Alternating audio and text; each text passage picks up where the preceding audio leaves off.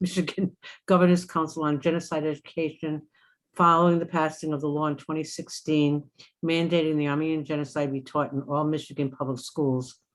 On behalf of the Michigan Armenian Genocide Education Committee, she was instrumental in ensuring the Michigan social studies standards pertaining to the Armenian genocide adequately reflected the law. Just a couple of housekeeping things. We ask that you keep yourself muted while Ani is speaking. We'll have questions or comments at the end, and the session is being recorded, as we just got this message saying that was the case. So over to Ani. Pleased to see you. Thank you. Thank you so much, Margaret. Thank you for the invitation. Thank you for the opportunity. As you will see, Houshamadyan is not alone in this initiative, for sure. It takes, Houshamadyan does its work in collaboration with everyone who can contribute. And in this case, you will learn about our partners and partnerships in conducting this really awesome initiative. So let's go on as I have my,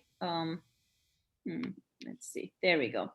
As I said, Houshamadyan is a nonprofit association, and it was founded in Berlin, Germany, in 2010 by Boghikian. He was a historian, a fabulous historian, and its mission is to reconstruct and preserve the memory of Armenian life under the Ottoman Empire. So basically, it's those areas that Armenians lived that no longer are there, who no longer are there due to the genocide and the empire shrinking and so on. So all of this is done through research and scholarship. Houshamadyan is based on an academic foundation. Its articles are well researched and edited personally by Dr. Tasjan. So anything you find on there, you can use as a sound resource for whatever you are interested in. Houshamadyan basically is not a location, it's not a place, it does not have a facility, it is a website. All its research and resources are open and available to everyone. That is one of the main things that Dr. Tasjan wanted, was to make all the research available for everyone to share and realize, recognize, and learn from. It is not an exclusive website. You don't have to be a member. You don't need a login. It is there for everyone to learn from. And so being a website and having so much resources, it is difficult a task to organize it.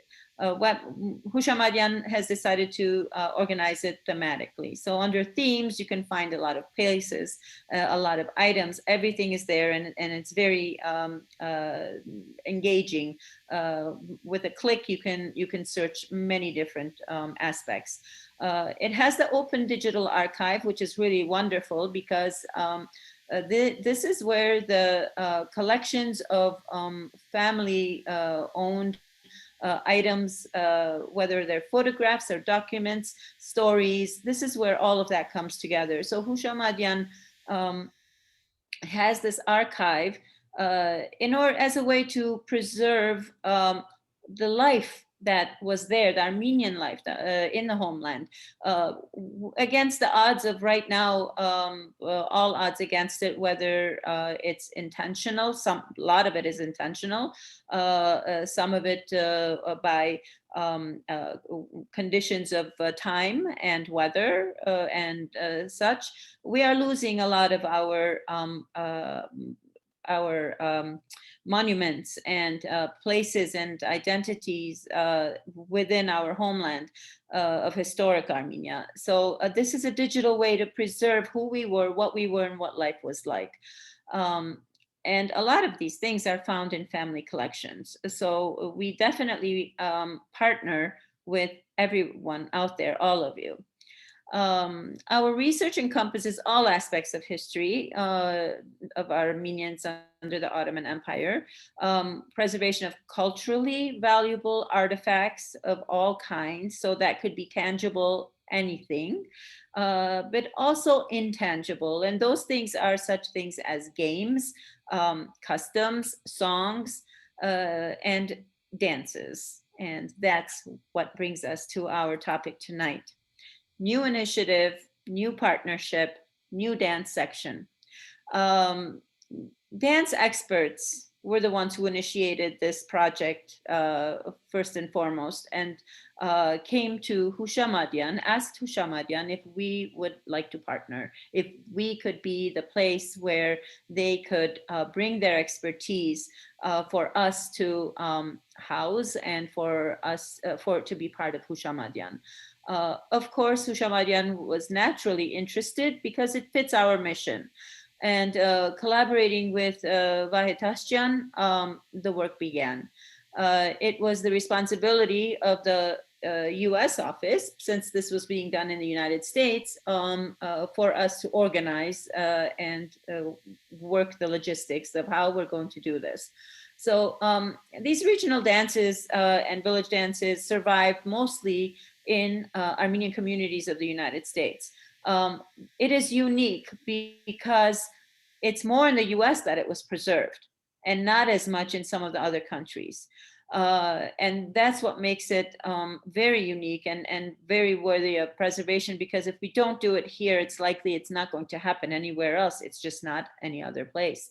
There may be attempts, but we have the experts here that have the know-how, that have the direct connections to the people they learned from, which we will learn later. We can talk to them and they will explain their stories of how they learned these dances. We have experts who have danced in dance groups, who have who have been part of the dance academies, and most importantly, have learned directly from the descendants. And that's why they carry the torch. And through this initiative, they are passing on that torch to the next generations. And that is the beauty of this project.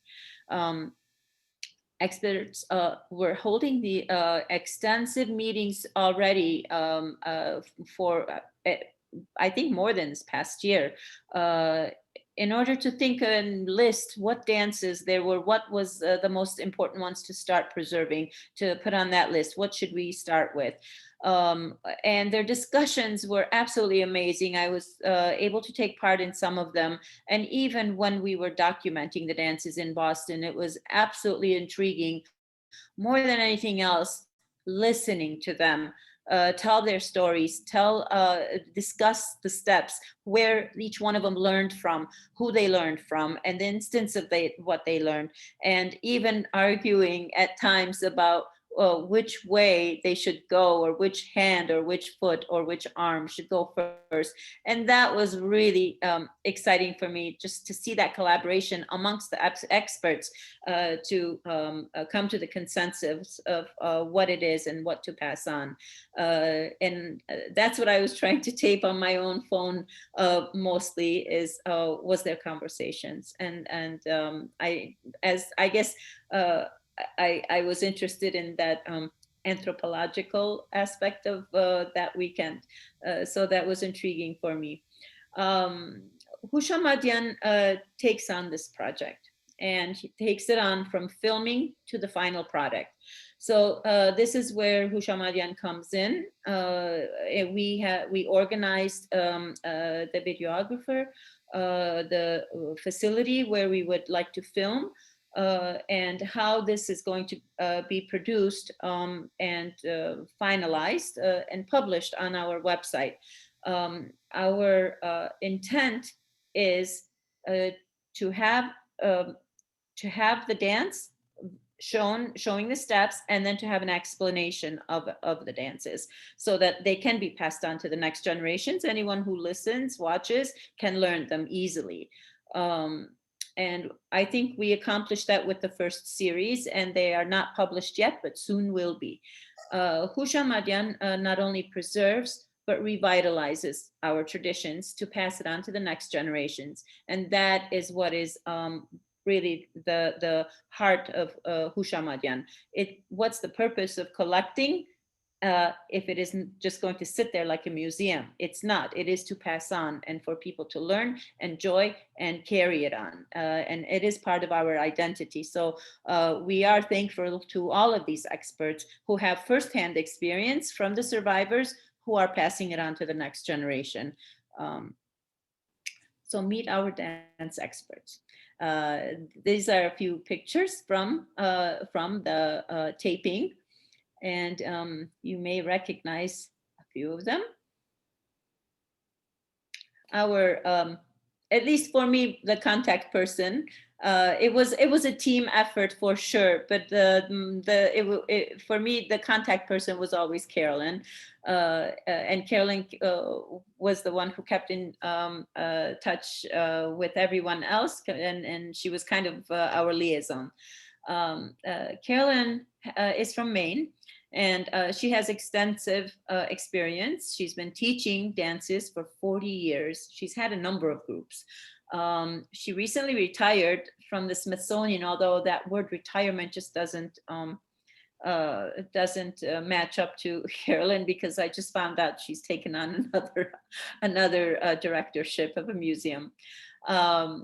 She's authored a number of articles, and she has had several dance ensembles herself, and she's even received a grant from the Maryland Arts Council to document dances from historic Armenia, which is really pretty cool.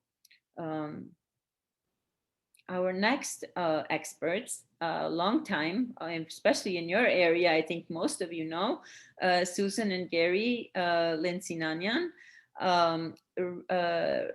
They are researchers. They research and teach Armenian, and they have been doing that since 1970s. I think we are very much indebted to Gary and Susan for their work in researching a lot of these dances and writing and documenting the steps down on paper even.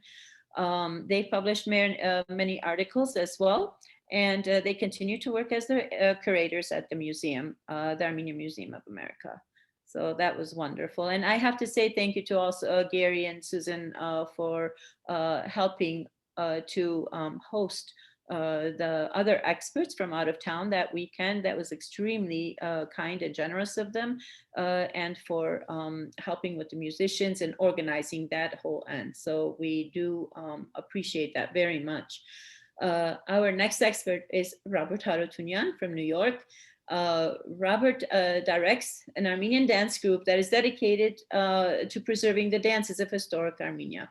And his group repertoire includes 140 dances, which is just amazing. I didn't even know there were 40 dances, let alone 140. His repertoire also includes a lot of songs.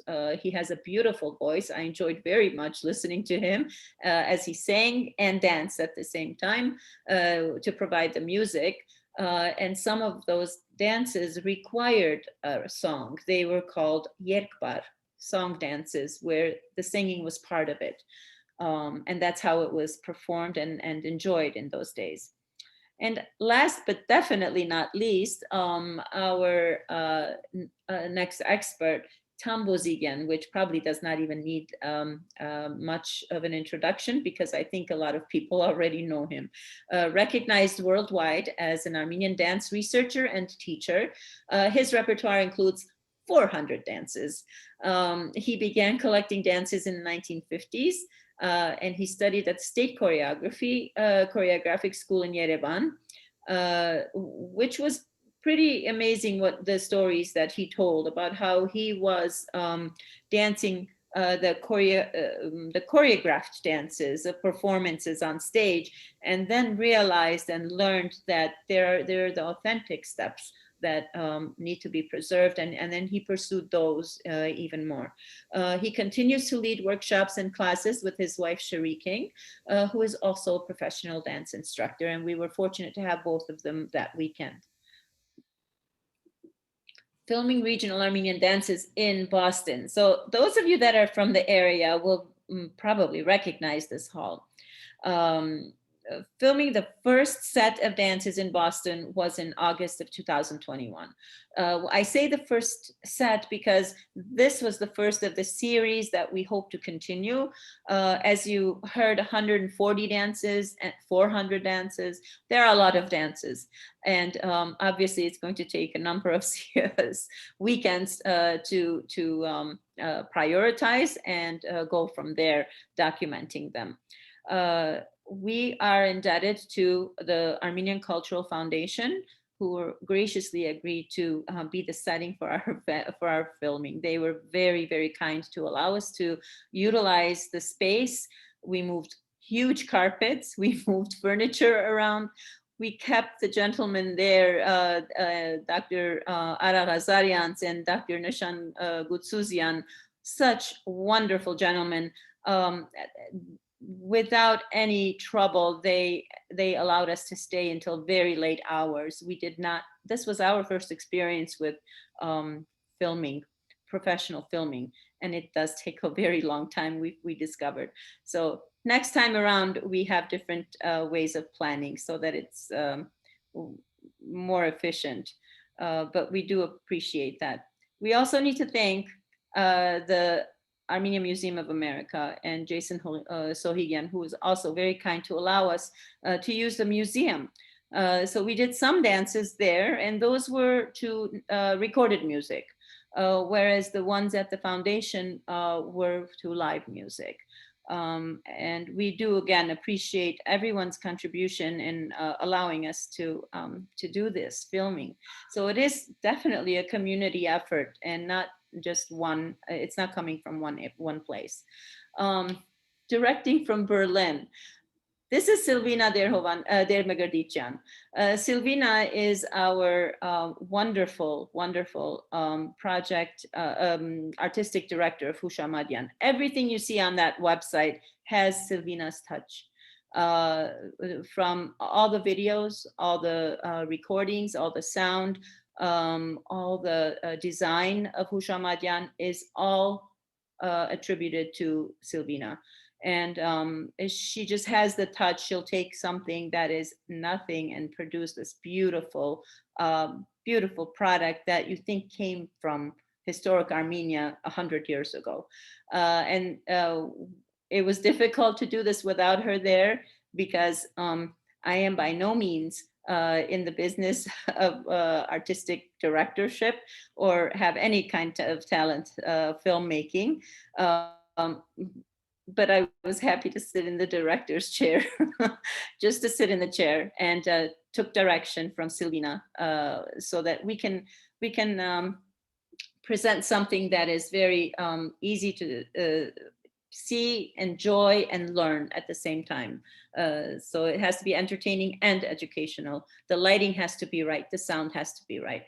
And where it is not, she fixes it. So it is absolutely a fascinating work that she does and produces. The music had to be authentic. And here we had a discussion amongst the experts, which was very intriguing. Some wanted to use the recorded music, which they were used to, which they felt was appropriate. Others wanted to use the live music. So we did both. And I think it turned out well. And Tom Boghikian was very helpful, instrumental in making sure certain things were, certain songs, certain music was played a certain way. It is well beyond me to understand what they were talking about, but somehow between the da-da-da-da-das, they understood each other, and it just went over my head, but they got it. And so that was really fun. So the original music that was used, that was recorded long ago, as authentic as that gets, closest to the what the real music would have sounded like, and the live music. And we were fortunate to have Can Berberian, Mel Barsamian, Bruce Gigarjan, and Ran Tutunjan. playing for, I believe it was the Sunday, the last day. Here are the dances for the first series. There were a lot. There were a lot. And each one took not one take, not two takes, several takes. And prior to that, many rehearsals. These our experts all came from different places, so it was the first time they were seeing each other live.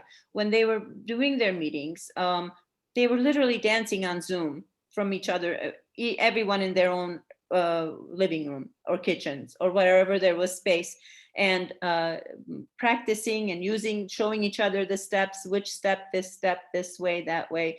And that is how they were able to, decide what the final product would be that they would showcase. And when they were coming that weekend in Boston, it was dancing the entire time, putting things together until the film crew was ready, and then there were take after take after take. So there's a lot of effort going into this, and I hope everyone enjoys the final product when it's published. Here are the dances. I don't know if, I think you will recognize most of them by name at least.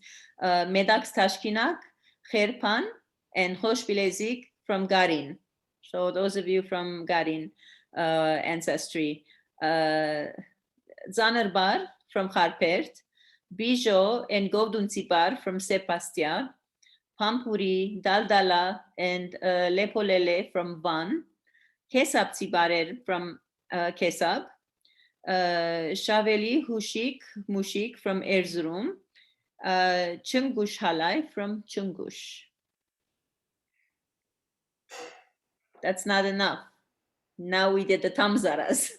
And that was fun because I had no idea there were so many variations, and I don't even think we covered all of them. My understanding is they decided on these. That means there's more. So the tamzara is a dance that is danced apparently by more than just, not only Armenians, but others as well. And if there are questions, they are here today to answer your questions. They are the experts, so I will refer all dance questions to them. And the ones that we showcased and taped were from Garin, the tamzara from Garin, from Alashkert, Palu, Kharpert, Arabgir, Yerzanga, and Malatya. And these are the ones we remembered. So I'm sure there are some that we didn't remember.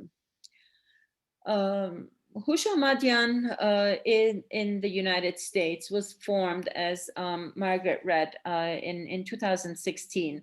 We felt the need that Vahe was doing tours and going around collecting family archives and family collections, photographing them digitally, and having such engagements in the different cities. And there was many people who wanted to donate and contribute to Houshamadyan. But the fact that there was no 501c3 status for Houshamadyan in the United States, we felt that we should do something, and that I've had some discussions with good professional close friends, and we decided to form the Houshamadyan USA board. And we established it in 2016 as a 501c3 nonprofit. And now at least those of individuals who do like to support these kinds of initiatives have an incentive of nonprofit donations.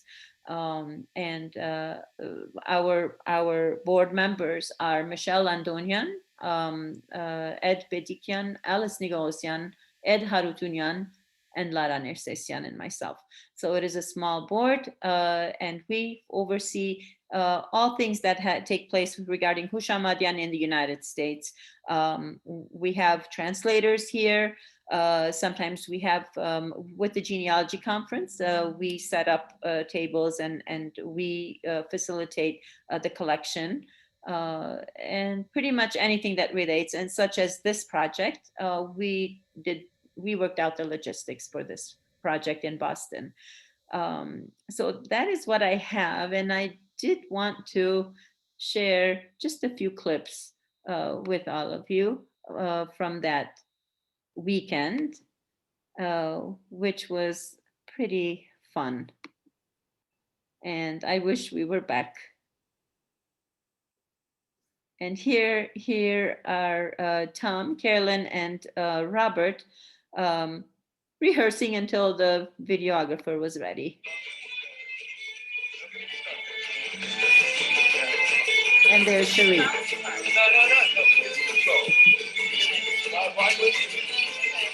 Here we go.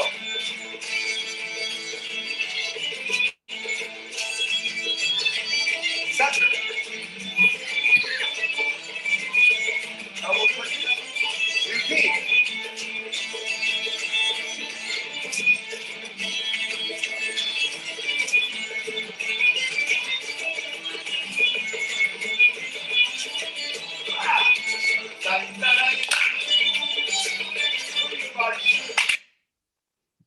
And there you have one of them. Ani, we couldn't really see the video. Oh no. I mean, Oh, it said share screen. It says it is sharing my screen, but it's not. We can see your screen, but we can't see, we couldn't see the video though. Yeah, I think you have to close your PowerPoint maybe. Will that help? No, is it part? When you, Ani, when you clicked shared your screen, did you share screen or did you just share the PowerPoint? It says you are screen sharing. No, I know that. Oh, When you begin to share your screen, you have okay, options. You can share just the window that has the PowerPoint, or you okay. can share anything that you have up. No, this one says new share. Does that mean anything? It says what? new share. There's a little button up here or an icon up here that says new share. And I'm not sure what that is. Should I press I it? don't know what that means, but the other thing that you have to do if you're gonna show a clip Mhm. is when you get the share screen box, you have to check the boxes that say optimize for video clip and sound. Ooh. So what I would suggest is that you stop sharing your screen for a moment and I can talk you through how to do this. Okay. By the way, I'm Carolyn's sister, Janice. Hi. And I'm a college Thank you. professor, so I've been Thank doing you. Zoom meetings for over a year. Wonderful. I just saw Robert. Hi, So Robert. click- See, now I see everyone. I couldn't see you. So okay. Click share so screen, what should I do? click share screen, and go you'll get a down pop-up on the window. bottom. Yes, On the bottom, right? yes. And now you have a Yes, I got- pop-up yeah. window. Okay. You want to Yes. click and you get a bunch of different options for sharing your screen. Yes. You want to choose the one that says screen. And then you want to click the box that says share sound and the box that says optimize for video clip. I have one that is desktop one, which is the picture of everyone's on Zoom. And then there is one next to it that says whiteboard, another one iPhone, cable, something else. Then there's a Microsoft PowerPoint, and then there is Safari post. Oh, I don't know what that is. Choose the first one, the one that's in the upper left. Okay, I just did. And did you click the two little boxes? Where? Which two little boxes? The ones that say optimize for video and share sound? It didn't on that screen. Yeah. It did. Okay. So try it one more time. Stop sharing. Okay. Okay. Now click share screen again. And this is the only share screen I'm seeing, which is green on the bottom of my. Yes. Okay. Now you have a pop-up window, right? Yes.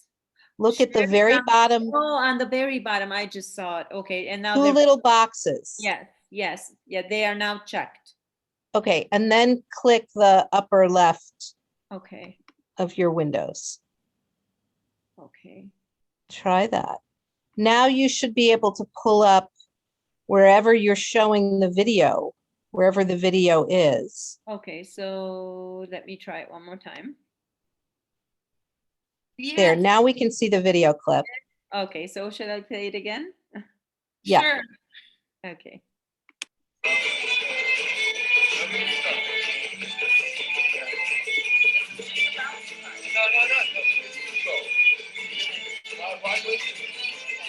Here we go.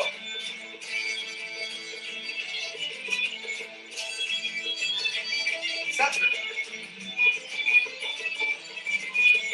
I will put it. Repeat.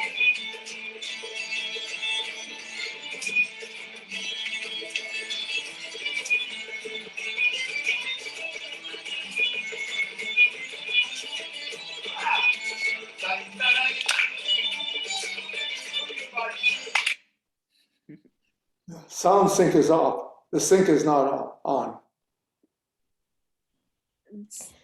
Well, Uh-huh. I think there's, Tom, I think that's because in Zoom, there's going to be a lag. Oh. We get the idea. We get the idea. Thank you, Ani. Okay, shall I close this now and? Okay, should I stop the share now? Yeah. Okay, all right. Forgive me, I am not as much of an expert as I'd like to be on the technical issues. But I do see Carolyn on board. I see Robert, I I'm see here. Tom, I see Susan, and I'm assuming Gary's there. Oh, there's Gary. I just saw him. Okay. So we have our experts too. And we're all happy to answer any questions, anything that you'd like. I see Phoebe's there too. We had some young dancers joining us, and we had the Karafian sisters as well. So that was really nice to have the next generation dancing with these wonderful experts. So I have comments or questions if no one else does. Recently I saw a clip on Facebook of the Pomperty, and I said to myself, oh my goodness, I've not seen that dance being done at a picnic or a nightclub or whatever in forever. It seems like some dances that were being done 20 years ago are now being forgotten by the same communities that used to do them. I don't know is it too hard? Is it less known? I don't know why they're fading away. And yet Yeah. there's some dances that are being done now that weren't being done 20 years ago, great, like the Sheikani and the Lazbad. People are starting to do those again, which, I barely knew them until I saw them about 10 years ago. So I think that's good that's coming back, but the Pomperties, the Michigan hop, hardly anybody does that anymore. I don't know what the reasoning is or come to Michigan. I never could do the Michigan hop anyway. It's too hard on my knees.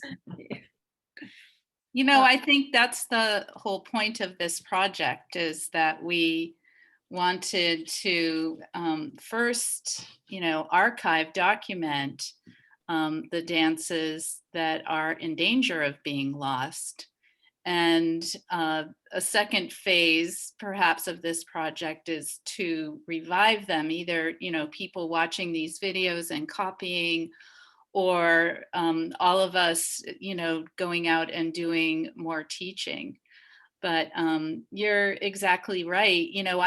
I grew up, I'm recently from Maine, but I grew up in Massachusetts, and I grew up learning from my grandparents and other family members and going to the Armenian picnics in Maynard, Massachusetts. So I grew up in Massachusetts, and I learned along the way from Tom, and brought Susan to do dance workshops with my dance group, and was delighted to meet Robert as part of this project, because I had known of Robert. But I think one of the things that happens too is that the Soviet style Armenian dancing is so interesting to watch on the stage that all of the performing groups are copying that stage Soviet style. And sometimes that overtakes the original village dances. So I can say that some of the dances that like the Pampuri and for sure Michigan hop, maybe it depends on the cities which dances are popular and which are not. I think that could, you know, vary depending on location. I'm certainly not the expert, but I know some of those dances are still danced here. But I know what you're saying. It's not like before. It's not as much as before, but hopefully this initiative, like Carolyn said, will bring it all back. Hopefully with workshops. Are there any questions? Carol, could I ask Carolyn a question? Yeah. Carolyn? there, hi. Yeah. Hi, Beverly Sarabian here. I'm just wondering, did I see you introduce Onig at the Smithsonian I a few years did. ago? I Yes, did. yeah. I convinced my American colleagues that he should come to the Library of Congress and the Smithsonian Folklife Festival. And I nominated him for the National Heritage Award. So Yes, that was such a thrilling experience to watch. And, you yeah, know, thank and, you. Yeah, you it know, was. obviously, you know, too. I mean, he's just been with us all these years because we're younger than he is. But, Well, and thank you so much for that. Yeah, the Library of Congress and also the Kennedy Center Millennium Stage, those Mhm. performances, you can find them archived online. And we also recorded a video interview at the Library of Congress with Onig and Ara Dingshan, and you can find that. Yeah. But you know, the music is so much a part of all of the Armenian dancing that we do. And one thing that Ani brought up that was so interesting to me, and it was so interesting to learn from Tom and Robert and Gary and Susan. Ani was mentioning all the different tamsaras. And, you know, one of the things that happened early in the 20th century as the Armenian American musicians were playing, they took the different melodies from the different villages, let's say of the tamsara, and they made medleys. And so the dancers who, you know, here in America, yes, there was the Harfetsis and they had their picnic and the Gesarya had their picnic, but also people danced together, and the bands who didn't want to keep playing the same melody over and over and over and over again made medleys of these tunes. So now the music isn't the way it was in the old country. I mean, it's still wonderful, but we wanted to take it back to see if we could match the tune to that particular village version of the tamsara. And the musicians today, I mean, they were excited to know this too, because they didn't really, I don't think many of them realize that these are now medleys that people play. Yeah. I know I often, have a question.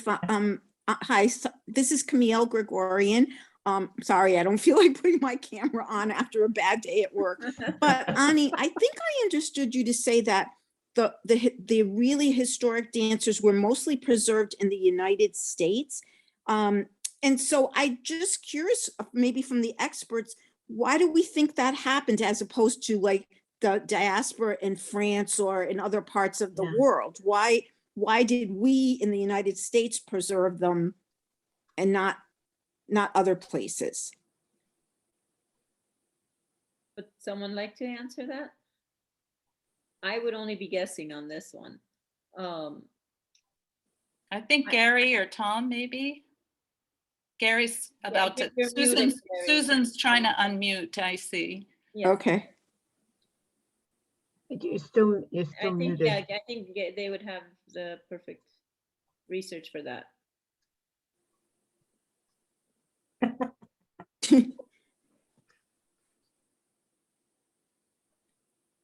Well, while they're trying to unmute, you should know that we've been, as Ani said, we've been meeting on Zoom for over a year. It was, I think, Tom who had this idea that we should really start something together and contacted Gary, who pulled us all together. And I said, well, why don't I organize a Zoom meeting? So we did that, and we started brainstorming about, you know, how we were going to do something together. And I think, Susan, are you having trouble unmuting? Yeah. It should be on the bottom. Okay, I have it. There it is. There we go. There it is. I am- Hello? Yeah, Gary, okay, go ahead. okay, hi. Yeah, one of the interesting things that she mentioned is the fact that the dances were preserved primarily in the United States. And maybe because American Armenians tended to romanticize or the desperation to hold on to the culture. So you had all of these various compatriotic unions that had their picnics where they did the dances. And those dances, of course, were the original village dances done at each one. So you find the Harpathy dances at the Harpathy picnic, the Vanity at the Van picnic, and not the other ones. It was very fragmented. But in the 1940s, the American Armenian music began developing.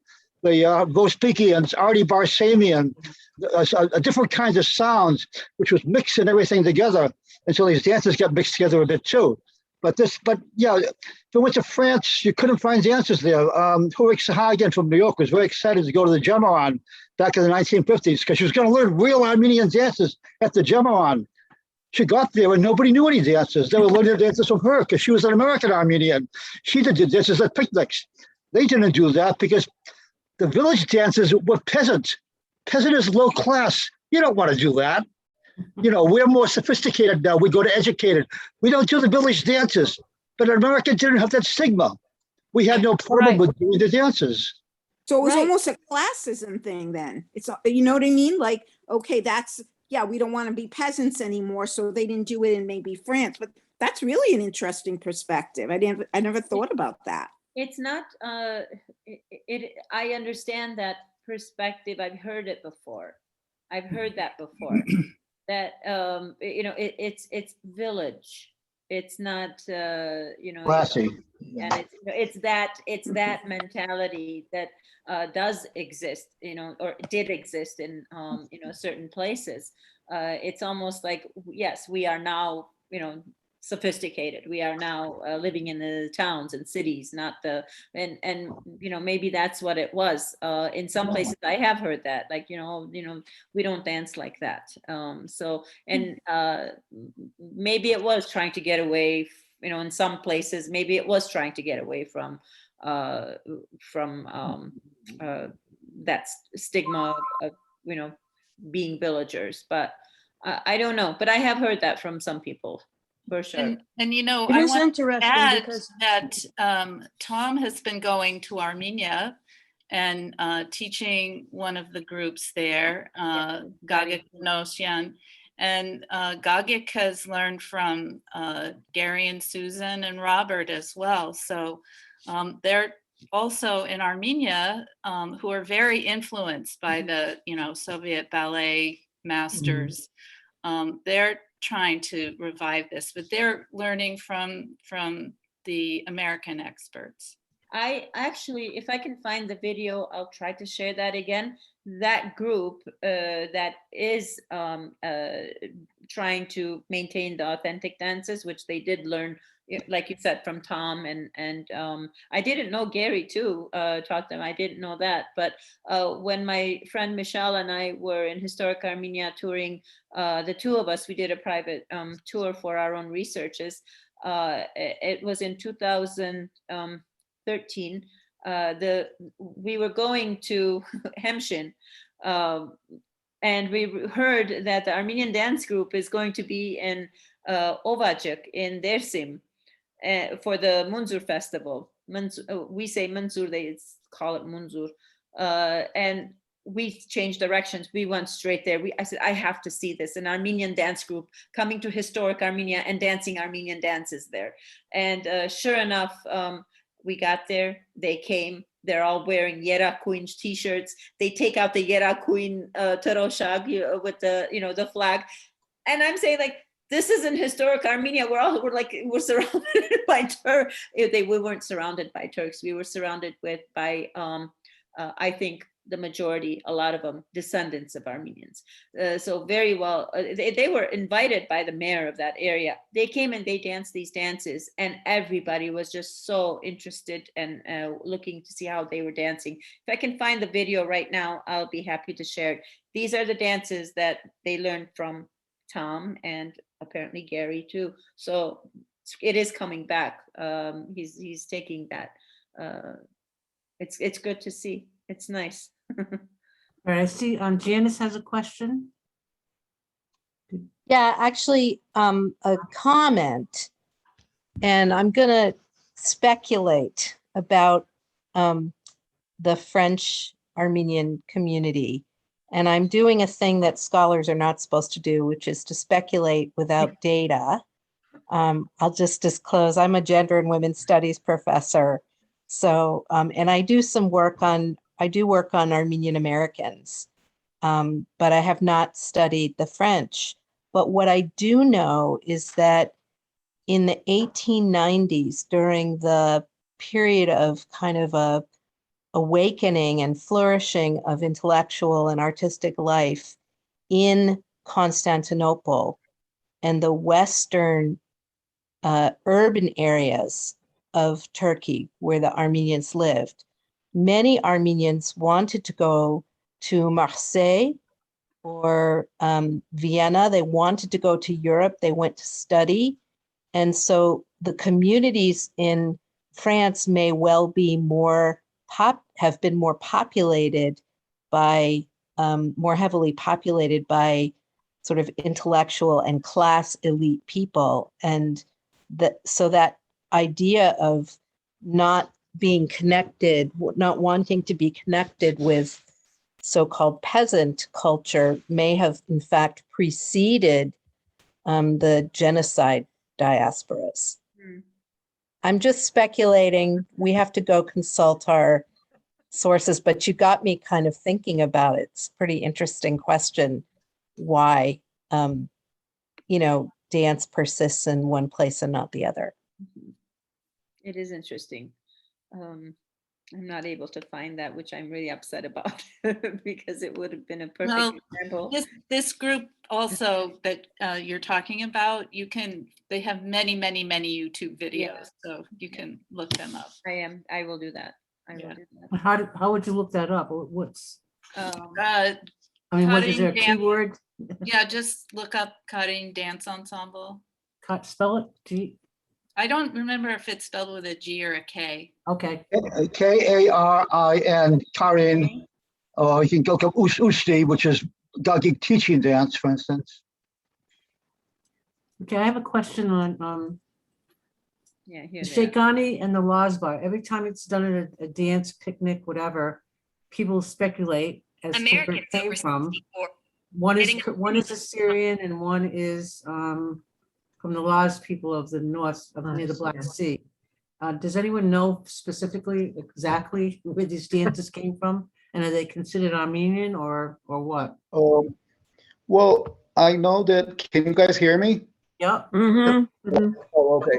Yeah, as far as the Sheikhani, yes, was an Assyrian dance.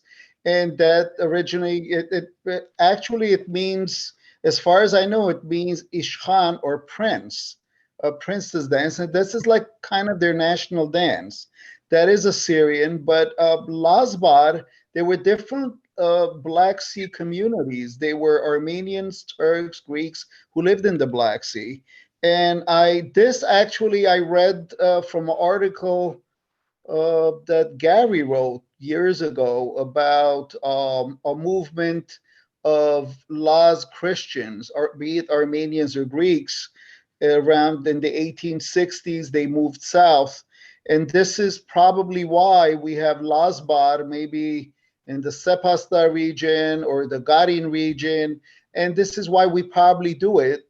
That's why I think it was spread. But it's a style of dancing, but it's not just a start. It's, different people that lived in the region dancing. It's not just Armenian or Greek or Turks do it. And a lot of it looks the same to me, really, if I look at it. But I think Armenians have slowed down Lazbar in America. Because if you look at a lot of the clips where they do Lazbar, it's a little faster than what we do.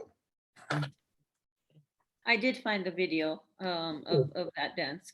And I don't know which dance it is, Robert, Carolyn, Gary, you and Susan, you will probably know it. Shall I try to do this? Sure. Since it is kind of related. So again, I have to. So do you remember, Yeah, I'm trying to see where I have to go to that again before. Let me reduce that. So so I have to go back to the to the Zoom. What happened? Yes. No? no, Hang on. It's there. I saw It's it. there. I just had to stay there. There it is. That's not, oh, wait a minute. That's something else that's playing. That's not even this. This isn't playing. Oh my gosh. I don't know why that started. I don't know where that started from. How do I turn it off? How did it? Oh my goodness. I don't even know what was pressing that, what I pressed that came on. Okay, so I am here, and in order to get to the, I just did it. I just did it. Okay, I'm gonna stop the share. I'm going to come here and start over, share screen. That is clicked, and okay.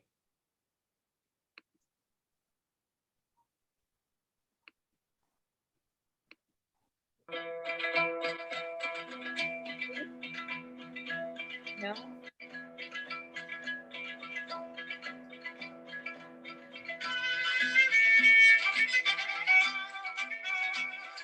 Can you see? Yes, yes.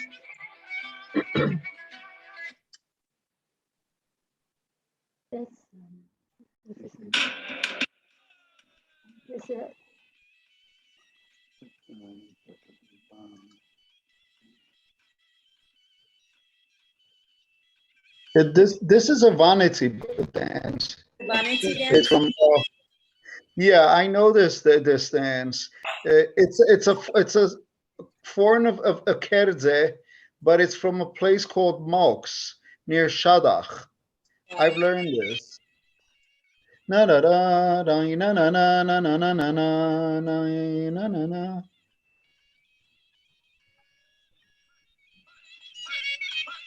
If you notice, they're doing the lame, the movement, the lame kind of movement. That's very vanity. And Tom showed us that.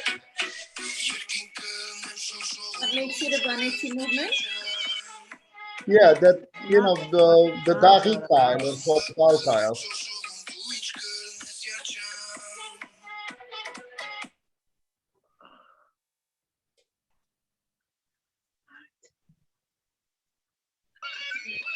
That's the Armenian guy. What? That's the Armenian guy. Yeah, it's got to be. Yeah. This dance group, apparently Oh, okay. they're doing it in Turkey or somewhere. But it's, the dance they're doing is, kids, it's a vanity hunter's dance. Supposedly when they're stamping, what they're doing is they're stamping to make the birds fly up to flush out the game.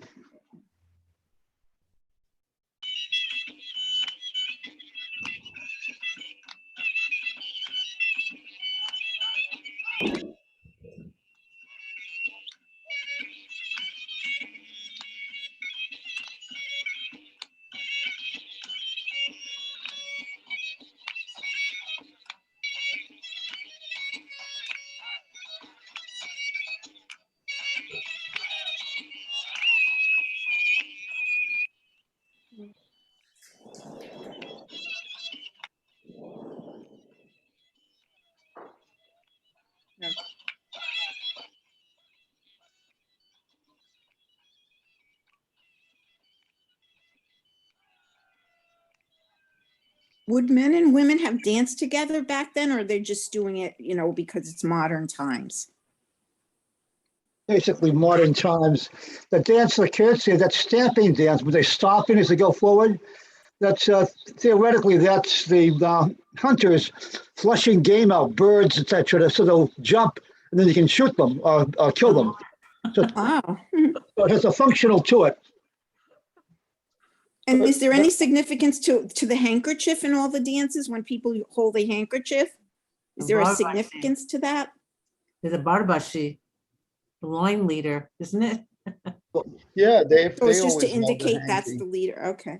I always figured it's so you could find where the beginning of the line was, when there's a Oh, lot of maybe. people dancing. It varies from region to region. In some Robert areas, just the barbershop, other areas, everybody. Is this me again? I don't know what.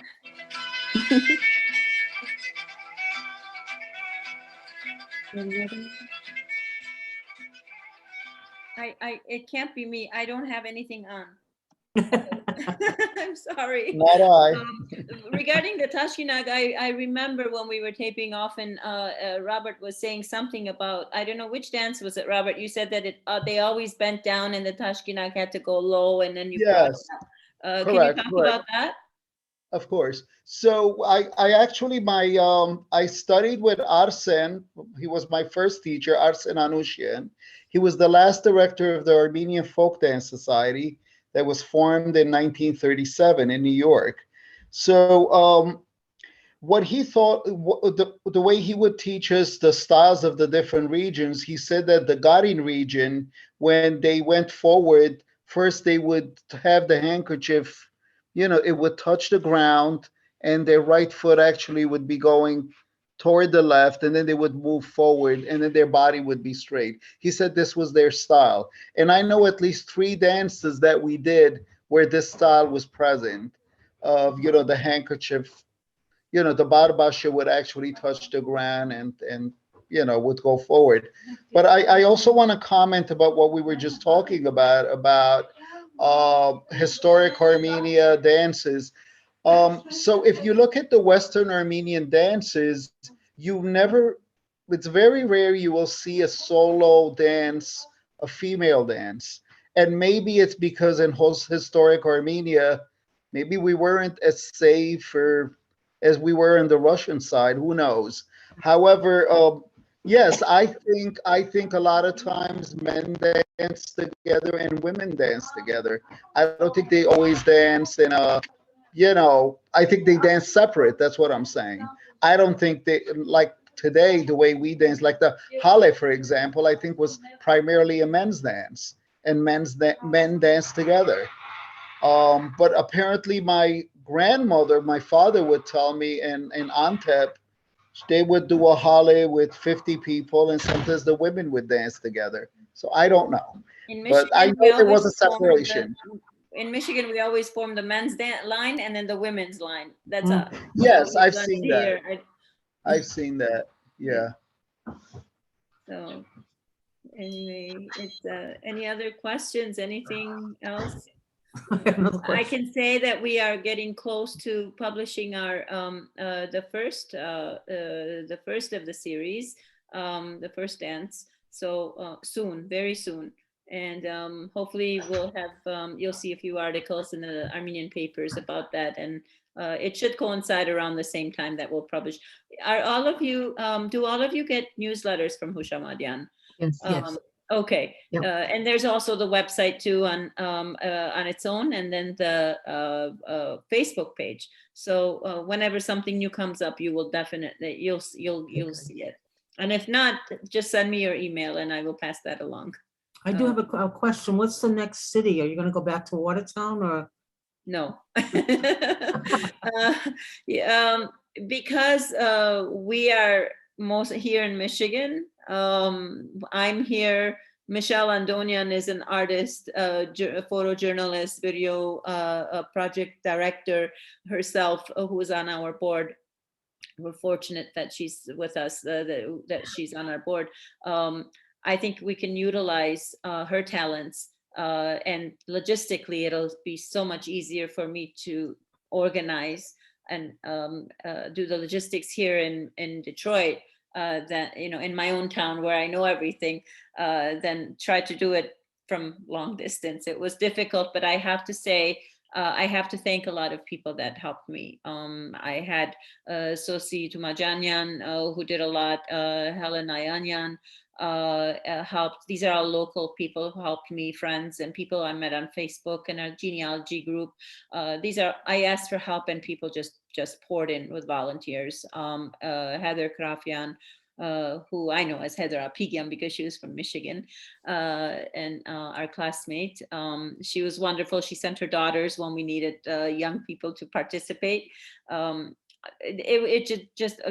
Aljayan, I mean, I don't even have to say, he's just always there for everything, and he was there. So we never, it was wonderful to have the volunteers to help to scout the places before we could finalize where. But again, being in Michigan, we can do it here, and I think that's the next city that we will do this for. I hope you guys are okay coming to Detroit. So thank you so much. Thank you. We're here. If there's anything else, please go ahead and ask. We're more than happy to. But we're really, really excited about this new project.